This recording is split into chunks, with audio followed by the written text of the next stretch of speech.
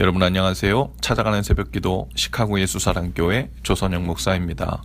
오늘도 어김없이 찾아오시는 주님의 은혜와 평강이 저와 여러분의 삶에 종일 풍성하기를 기도합니다. 찾아가는 새벽기도는 기쁨의 언덕으로 라는 연합감리교회 말씀 묵상집을 본문으로 사용하고 있습니다. 오늘 말씀은 고린도후서 5장 14절부터 17절까지 말씀입니다. 제가 읽어드리겠습니다. 그리스도의 사랑이 우리를 강권하시는도다. 우리가 생각하건대 한 사람이 모든 사람을 대신하여 죽었은즉 모든 사람이 죽은 것이라. 그가 모든 사람을 대신하여 죽으심은 살아있는 자들로 하여금 다시는 그들 자신을 위하여 살지 않고 오직 그들을 대신하여 죽었다가 다시 살아나신 이를 위하여 살게 하려 함이라.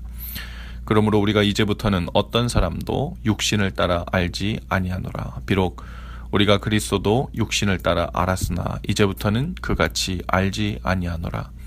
그런즉 누구든지 그리스도 안에 있으면 새로운 피조물이라. 이전 것은 지나갔으니 보라 새 것이 되었도다. 아멘. 예수님이 우리를 위해 죽으셨다라는 이 말 속에는 다양한 의미가 내포되어 있는데요.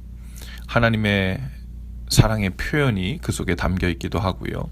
또 우리가 지은 죄에 대한 용서함이 그 안에 들어있기도 합니다. 하지만 결국 예수님이 우리를 위해 대신 죽으신 이유는 한마디로 구원을 위함입니다. 이 사실을 부인할 사람이 없을 것입니다. 그런데 오늘 본문에서 바울은 예수님이 우리를 위해 죽으신 그 이유에 대해서 조금 다른 식으로 구체적으로 설명하고 있습니다. 단순히 예수 그리스도께서 당신을 위해 당신을 구원하시려고 죽으셨다라고 말하지 않고 구원받은 자의 삶이 어떠해야 하는지에 대해서 구체적으로 명시하고 있는 거죠. 15절입니다. 그가 모든 사람을 대신하여 죽으심은 살아있는 자들로 하여금 다시는 그들 자신을 위하여 살지 않고 오직 그들을 대신하여 죽었다가 다시 살아나신 이를 위하여 살게 하려 함이라. 예수님이 우리를 위해 죽으신 이유는 다시는 그들 자신을 위하여 살지 않게 하기 위함이라고 합니다. 그리고 오직 예수님을 위해 살도록 하기 위함이라고 또한 설명합니다. 그것도 앞뒤 문장 사이사이에 강조하고자 하는 표현이 숨어 있어요. 다시는 우리 자신을 위하여 살지 않도록 하기 위해, 그리고 이제는 오직 예수님을 위해 살도록 하기 위해 라고 이야기합니다. 말하자면 이것이 구원이라는 말을 구체적으로 풀어놓은 말이라 볼 수 있지요. 우리는 신앙생활을 하면서 구원이란 말을 너무 피상적으로만 이해하고 있을 수 있습니다. 혹은 죽어서 천국을 가고 영생을 얻는, 오늘 당장 구원을 얻는 삶과는 별로 관계가 없는 이야기로만, 의미로만 받아들일 수 있지요. 하지만 구원이라는 것은요, 건짐을 받는다는 뜻인데 바로 죄와 사망에서 건짐을 받는 것입니다.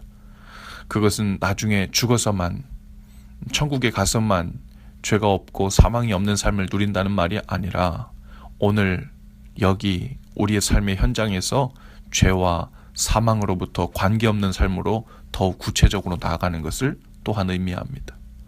그러므로 죄와 사망의 그늘이 드리워진 삶이란 바로 지금까지 하나님을 위해 살지 않고 우리 자신을 위해 살던 삶을 의미합니다.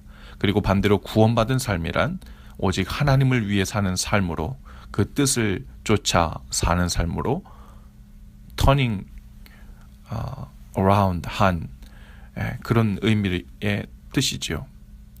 실제로 죄의 어원적 의미는 활 시위를 떠난 화살이 관역을 벗어나다라는 뜻입니다.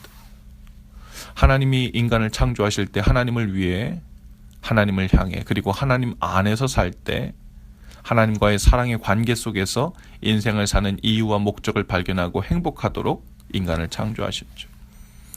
그것이 창조의 방향이었습니다. 그러나 아담과 하와에게 죄가 들어오면서 가장 먼저 그 마음이 변했죠. 바로 그들 마음에 자기들이 선악과를 먹고 눈이 밝아져 하나님처럼 된다면 이제부터는 하나님을 위해 살지 않고 하나님 없이 스스로 자신을 위해 살겠다는 마음이 들어온 것입니다. 그것이 죄입니다. 그것이 죄의 본질입니다.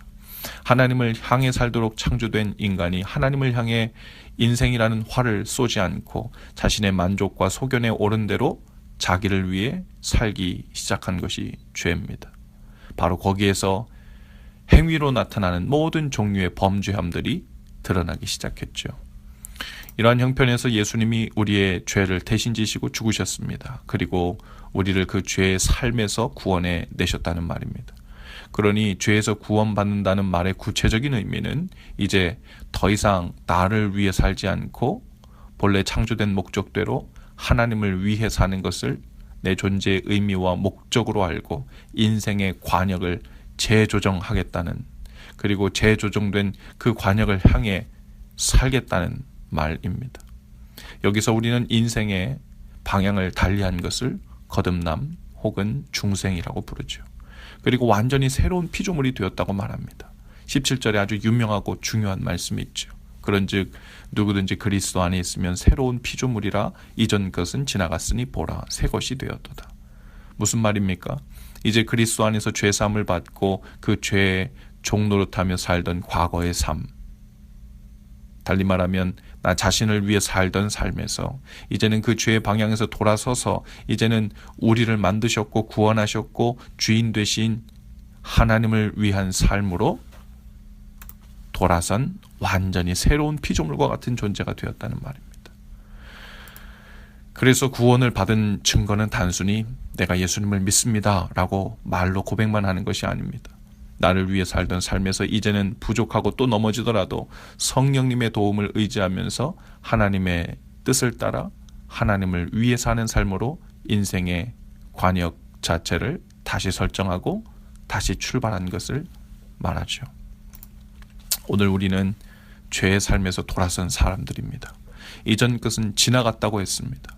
이제 나 자신을 위해 살면서 행복을 추구하던 삶은 청산되고 하나님을 위해 살면서 그것으로 나의 만족과 행복 그리고 존재의 의미를 알고 사는 삶으로 나아가도록 초청받은 거죠. 그리고 우리는 오늘뿐 아니라 매일 매순간 하나님의 뜻에 의해 순종하는 하나님을 위한 삶으로 구체적으로 나아가도록 성령님을 통해 초청을 받습니다. 그것이 하나님 뜻대로 사는 삶이고 주님을 나의 주인으로 모시고 산다는 말의 의미죠. 오늘 우리는 진정한 의미에서 다시 태어난 새로운 피조물이 되었습니까? 하나님을 위한 삶으로 인생의 목적을, 인생의 관역을 재설정한 사람은 그 삶의 모습이 새로워진다고 이야기하고 있어요. 더 이상 육신을 따라 살지 않습니다. 우리 안에 계신 성령님의 뜻대로 영을 따라 살려고 합니다. 늘 보이지 않는 성령님의 그 음성과 손짓에 주목하며 삽니다.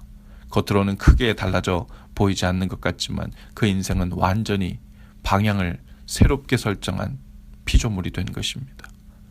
오늘도 인생의 관역 설정을 새롭게 한 삶으로 더욱 구체적으로 나가셔서 그 기쁨과 자유함 그리고 그 구원의 풍성함을 마음껏 누리며 사시는 저와 여러분들 다 되실 수 있기를 주님의 이름으로 축복합니다. 기도합시다. 주님, 오늘도 구체적인 구원의 길로 더욱 나아가길 원합니다. 내 뜻대로 나를 위하여 사는 삶이 아니라 종일 하나님을 위한 삶이 되기를 원합니다.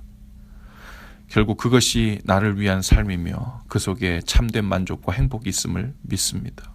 성령님 오셔서 육신대로 살려는 과거의 이 죄된 생각을 버리고 부인하고 또 죽어지도록 도우시고 오직 하나님을 위해 하나님을 향해 사는 삶으로 들어가도록 인도해 주옵소서. 예수님의 이름으로 기도합니다. 아멘. 여러분, 오늘도 예수 사랑으로 화이팅입니다. 내일 아침에 다시 찾아뵙지요.